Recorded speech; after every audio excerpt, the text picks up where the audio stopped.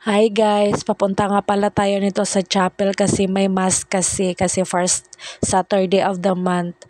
Ganyan yan dito sa amin kapag first Saturday may mass sa chapel, tapos kasama ko si Margo, sumunod lang si Tata kasi naligo pa, tapos yan natapos na yung mass. Marami din ang nagsimba guys, yung mga taga sa amin lang din.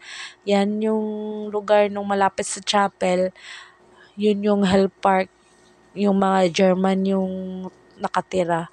Tapos iyan, excited siyang sumakay sa motor. Papalo daw niya.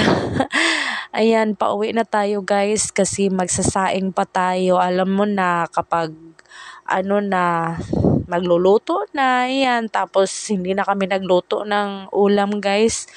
Kanin lang. Tapos yan, nakita namin sa Ate Sally na gumagawa ng barbecue, kaya bumili na lang kami. Kasi nakakapagod din guys kapag palaging nagluluto. Paminsan-minsan lang din naman na bumili kami ng ulam sa labas, at nakita ko siya na nagtutuhog nung intestine ng nung manok. Masarap din siya guys. Malasa, yung hindi siya yung katulad ng iba na mapait, at saka yung mafe-feel mo talaga na karne, yung ganun. Siya, yung tinda nila hindi, at saka may followers din tayo guys, naga-hi, sabi na, hi, hello daw.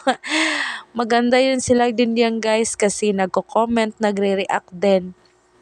Yan si Magno, nagpapaluto ng ulam. Paminsan-minsan lang kasi ako nakakapunta dito sa kalsada guys kasi palaging nasa bahay yung nag-aano ng anak. Tsaka yan lang guys.